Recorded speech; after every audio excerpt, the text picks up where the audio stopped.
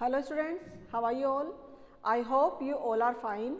This is Mridula Jangid, faculty of Shivjyoti educational group Kota.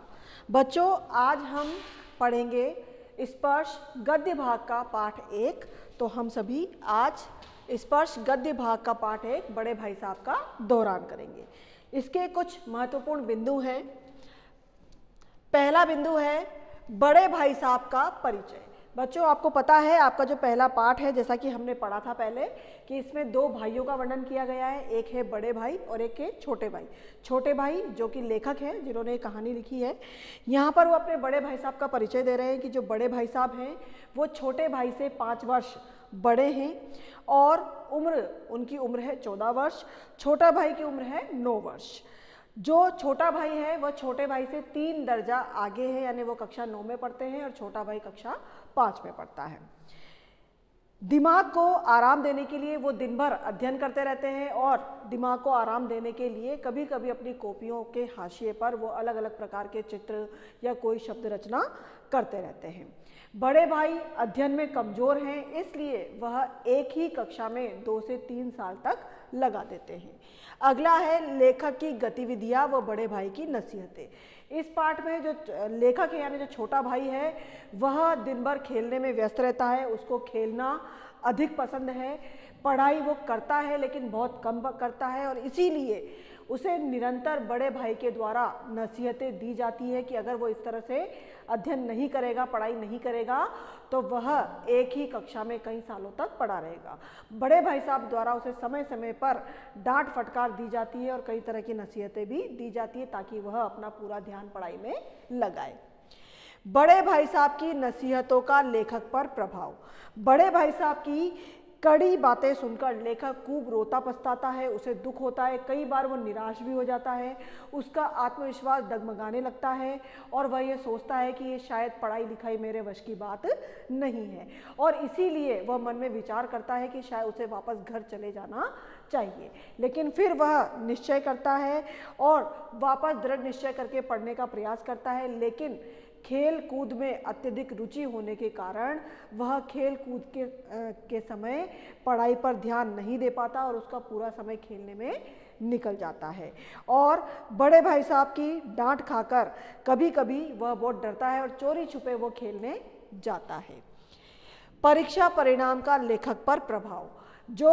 जब परीक्षा परिणाम आता है, पूरा साल निकल जाता है, पूरा साल निकलने के बाद जब परीक्षा परिणाम आता है तो छोटा भाई तो कक्षा में अव्वल आता है और बड़े भाई साहब फिर से फेल हो जाते हैं और उसका यह प्रभाव लेखक के ऊपर आता है कि अब वह उसमें आत्मविश्वास बढ़ जाता है, उसमें थोड़ा घमंड आ जाता है, अभिमान आ जाता है और वो सोचता है कि अब भाई साहब को मुझसे कुछ कहने का अधिकार नहीं रहा। बड़ा भाई उसके इस निडरता को भांप लेता है और एक दिन उनके संयम का बांध टूट पड़ता है। बड़े भाई साहब का लेखक को उपदेश। लेखक जब सुबह से दोपहर तक गुल्ली डंडा खेलकर वापस आते हैं, भोजन के लिए आते हैं, पूरा दिन लेखक जब खेल कूद में बिता देते हैं तो बड़े भाई साहब उसे आड़े हाथों लेते हैं। उससे कहते हैं कि मैं देख रहा हूँ कि इस साल कक्षा में प्रथम आ गए हो तो तुम्हें घमंड हो गया है।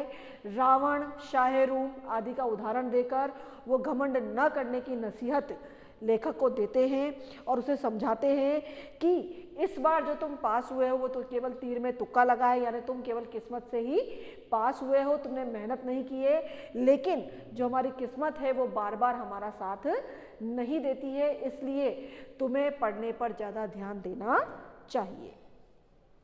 आगे लेखक आगे कह रहा है बड़े भाई साहब द्वारा अपने दर्जे की मुश्किलें बताना। भाई साहब बोलते हैं कि मेरे फेल होने पर मत जाओ, जब तुम मेरी कक्षा में आओगे तब तुम्हें पता चलेगा कि किस तरह से विषय की जो कठिनाइयां हैं उनका पता चलेगा और तब तुम्हें आटे दाल का भाव मालूम होगा। कई तरह के उदाहरण देते हैं, जैसे इंग्लिस्तान का इतिहास पढ़ना पड़ेगा जिसमें 8 तो हेनरी हो गुजरे हैं और दर्जनों जेम्स हुए हैं, दर्जनों विलियम और कोडियों चार्ल्स हुए हैं। इन सबके किस्से याद रखते हुए, इनके मतलब इनके जो किस्से हैं, इनकी जो घटनाएं हैं वो याद रखते रखते चक्कर आने लगते हैं। ज्योमेट्री बनाने वाले तो व्यर्थ में छात्रों का खून पीते हैं, जैसे अ ब ज की जगह अ ज ब लिख दिया और सारे नंबर गायब। परंतु इस रटंत विद्या के नाम को ही इन्होंने शिक्षा रख छोड़ा है, यानी कि विषय की कठिनाइयों को बताते हैं। जो रटंत विद्या प्रणाली है उस पर वो कटाक्ष करते हैं, व्यंग करते हैं और लेखक को अपनी जो विषय है उनकी कठिनाइयों का पूरा वर्णन वो बताते हैं। अब आगे वो कह रहे हैं, जैसे एक और उदाहरण दिया है कि समय की पाबंदी पर निबंध लिखूं। अब वो कह रहे हैं कि वैसे समय की पाबंदी पर जो विषय है वो 1 या 2 लाइन में या 3-4 लाइन में हम उसे लिख सकते हैं, लेकिन उस पर हमसे 4-4 पेज लिखवाए जाते हैं, 300-400 शब्दों में वो लिखवाया जाता है। इस तरह से वह अपने विषय की कठिनाइयों का पूरा वर्णन करते हैं और लेखक को डराते हैं कि यदि तुम नहीं पढ़े तो मेरी कक्षा तक आते आते तुम्हें, जैसे मैं तो फिर भी एक क्लास में 1 या 2 साल लगाता हूँ, लेकिन अगर तुम इसी तरह से पढ़ाई करोगे, पूरा दिन खेल कूद में बिताओगे, तो शायद तुम तो मेरी क्लास में आते आते कई साल लगा दोगे। तो इस तरह से वो विषय की कठिनाइयों के बारे में बताते हैं। अगला पॉइंट है बड़े भाई साहब का दूसरी बार भी फेल हो जाना। जब बड़े भाई साहब लेखक को उपदेश देते हैं तो लेखक डर जाता है। अब वह खेल कूद में तो जाता है लेकिन चोरी छुपे जाने लगता है। फिर दोबारा सालाना इम्तिहान होते हैं, यानी वार्षिक परीक्षा होती है, और इस बार भी लेखक कक्षा में अव्वल आता है और बड़े भाई साहब फिर से फेल हो जाते हैं। लेखक को आश्चर्य भी होता है कि उसने तो बहुत ज़्यादा मेहनत नहीं की थी, क्योंकि भाई साहब को जो देखता था वो दिन भर पढ़ते रहते थे, वह भाई साहब की तरह नहीं पढ़ पाता था। तो उसे आश्चर्य भी होता था कि जब मैंने इतनी पढ़ाई नहीं की फिर भी मैं दर्जे में अव्वल कैसे आ जाता था। तो इसका कारण ये था कि लेखक पढ़ता तो था लेकिन वो उतना पढ़ता था जितना कि आवश्यक होता था, बिना मतलब के पुस्तकें लेकर नहीं बैठता था। वो पढ़ता भी था, याद भी करता था, और कक्षा में जो कुछ भी कार्य दिया जाता था उसे वो समय पर पूरा करता था, और जो भी वो पढ़ता था उसे वो बहुत ध्यान से पढ़ता था। अगली बार जब लेखक प्रथम आता है तो बड़े भाई साहब ने इस बार दिन रात मेहनत की थी, एक एक शब्द वो चाट गए थे, लेकिन फिर भी वो फेल हो गए और परिणाम सुनकर वो रो पड़े। इस बार तो लेखक को भी उनके फेल होने पर दुख हो रहा था और लेखक को भी बड़े भाई साहब पर दया आने लगी थी। अब दोनों के बीच बस एक ही कक्षा का अंतर रह गया था। लेखक के मन में विचार आया कि कहीं बड़े भाई साहब आगे की कक्षा में भी अगर अगले साल भी फेल हो जाएं तो हम दोनों एक ही दर्जे में हो जाएंगे, लेकिन फिर वह मेरी इस प्रकार से फजीहत नहीं कर पाएंगे, अर्थात इस प्रकार से मेरा अपमान वो नहीं कर पाएंगे। फेल होने के बाद बड़े भाई साहब कुछ नरम पड़ गए थे, उन्हें समझ में आ गया था कि अब उन्हें लेखक को डांटने का अधिकार नहीं रहा। लेखक की स्वच्छंदता बढ़ने लगी थी। अब उसे कनकव्वे उड़ाने अर्थात पतंग उड़ाने का शौक लग गया था। वह पूरा दिन पतंगबाजी के खेल में लगने लग गया था और अब वह यह बराबर ध्यान रखता था कि बड़े भाई साहब उसे देख न ले, और वह उनका अदब और सम्मान पूरा बनाए रखता था। अगला पॉइंट है बड़े भाई साहब द्वारा अनुभव का महत्व। बड़े भाई साहब द्वारा छोटे भाई को आत्मगौरव याद दिलाना। एक संध्या को लेखक हॉस्टल से दूर पतंग उड़ा रहा था और पतंग को लूटने के लिए उसके पीछे पीछे भाग रहा था। आंखें आसमान की ओर थी।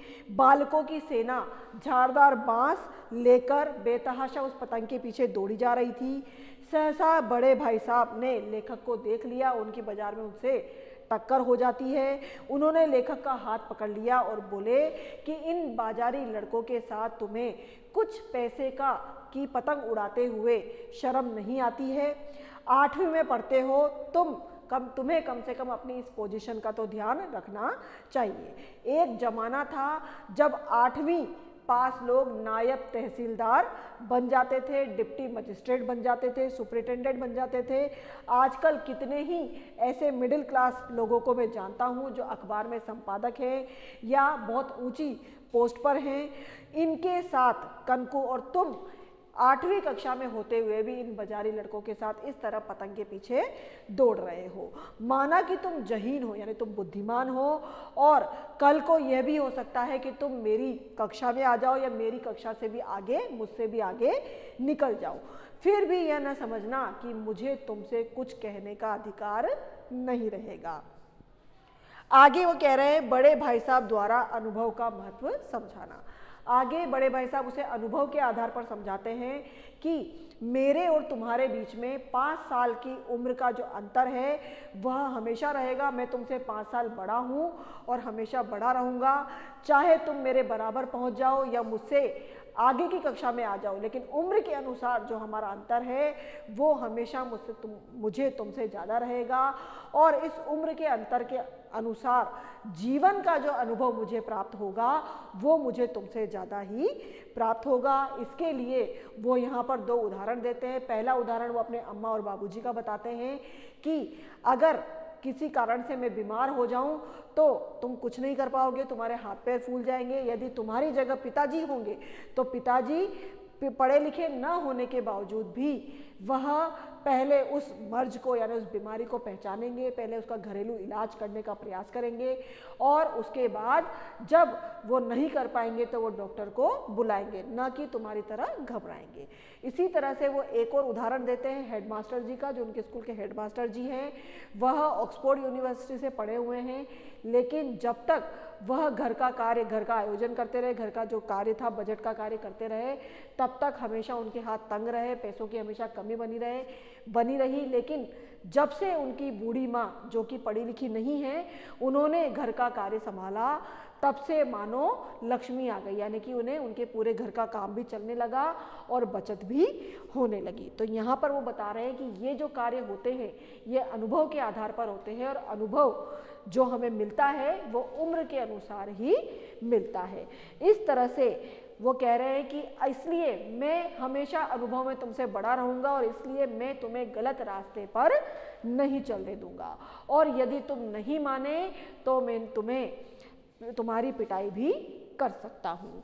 आगे वो कह रहे हैं छोटे भाई के मन में बड़े भाई साहब के प्रति श्रद्धा उत्पन्न होना।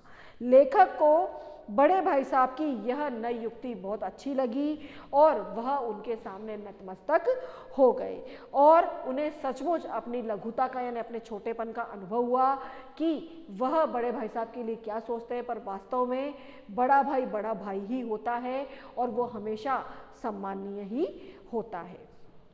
आगे वो बोले कि आपको, इसलिए लेखक अपने बड़े भाई से बोलता है कि आपको कहने का पूरा अधिकार है, और यह सुनते ही बड़े भाई ने उन्हें गले से लगा लिया और वो बोले कि मैं तुम्हें खेलने कूदने के लिए, पतंग उड़ाने के लिए मना नहीं करता, मेरा भी मन करता है, लेकिन यदि मैं खुद ही बेराह चलूँगा यानी गलत रास्ते पर चलूँगा तो तुम्हारी रक्षा कैसे कर सकूँगा।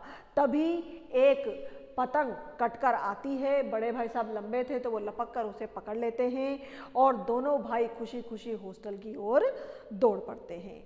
लेखक भी उनके पीछे पीछे, बड़े भाई के पीछे पीछे दौड़ने लगता है। तो आई थिंक बच्चों आपको वापस से पाठ रिवाइज हो गया होगा। अब हमारा अगला जो टॉपिक है वो है अनुच्छेद लेखन। बच्चों अनुच्छेद लेखन आपको पता है, अनुच्छेद लेखन को हम पैराग्राफ राइटिंग भी बोलते हैं।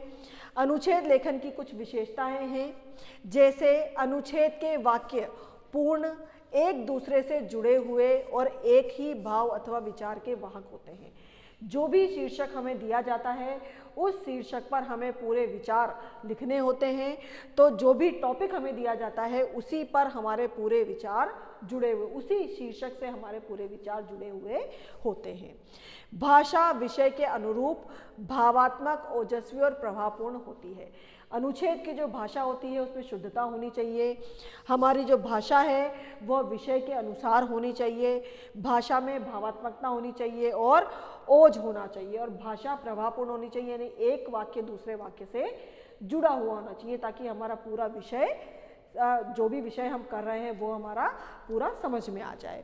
अगला है, अनुच्छेद में कथनों एवं तथ्यों का अनावश्यक विस्तार नहीं होता है और न ही उसकी पुनरावृत्ति होती है। बच्चों अनुच्छेद जो होता है वह निबंध का छोटा रूप होता है। निबंध हम बड़ा लिखते हैं, उसमें हम कई पैराग्राफ में उसको बनाते हैं, लेकिन जो अनुच्छेद होता है वो हमेशा एक ही पैराग्राफ में लिखना चाहिए। इसलिए उसमें कथनों का और जो भी तथ्य दिए जाते हैं, जो भी घटनाएं दी जाती हैं, उनका अनावश्यक विस्तार हमें नहीं करना चाहिए। केवल कुछ उदाहरण देकर ही हमें उन्हें समझाना चाहिए, उदाहरणों का विस्तार हमें नहीं करना चाहिए और न ही किसी भी बात की पुनरावृत्ति यानी उसे बार बार दोहराना चाहिए। भाषा और विचारों में के स्पष्टता अनुच्छेद का सर्वप्रमुख गुण होती है। भाषा और जो भी विचार हम अनुच्छेद के माध्यम से व्यक्त करना चाहते हैं वह पूरी तरह से स्पष्ट होने चाहिए क्योंकि यही अनुच्छेद का सबसे प्रथम गुण होता है। आगे है अनुच्छेद लेखन में ध्यान रखने योग्य मुख्य बातें। अनुच्छेद लिखते समय भाषा का प्रभाव बना रहना चाहिए तथा बात सीधी, सरल और स्पष्ट होनी चाहिए। जो भी हम बात कर रहे हैं, जो भी हम लिख रहे हैं, हमारे जो विचार हैं वह पूरी तरह से स्पष्ट होने चाहिए। भाषा का प्रभाव बना रहना चाहिए यानी वाक्य इस तरह से आपस में संबंधित होने चाहिए कि जब हम उसे पढ़ें तो एक प्रवाह के रूप में वो पूरी बात हमें समझ में आए तथा जो हमारी भाषा है वो सीधी, सरल और स्पष्ट होनी चाहिए। मुहावरे, लोकोक्तियाँ तथा सूक्तियों का उचित प्रयोग करना चाहिए।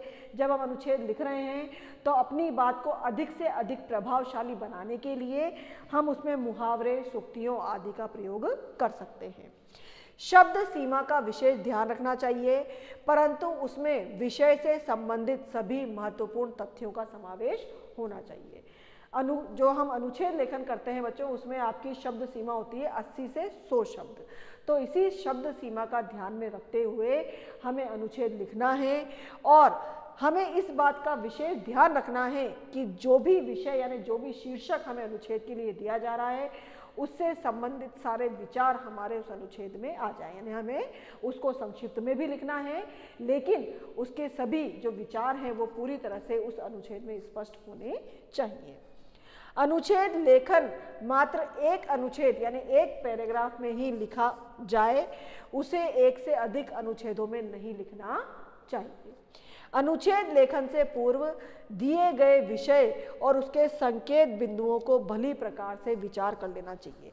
आपके जो परीक्षा पत्र आएगा उसमें 3 अनुच्छेद दिए जाएंगे, 3 में से कोई भी एक अनुच्छेद आपको करना है।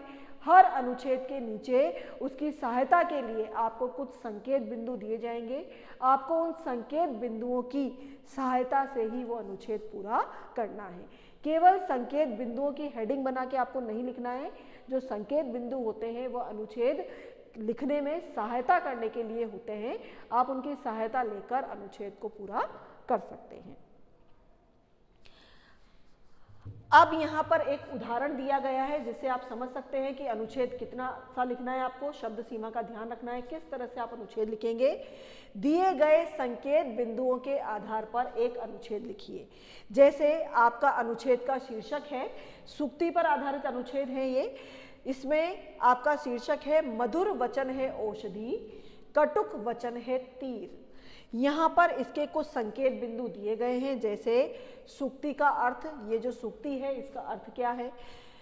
मधुर वचन की शक्ति, शुद्ध सद्बुद्धि और दुर्बुद्धि मनुष्य के गुण या अवगुण।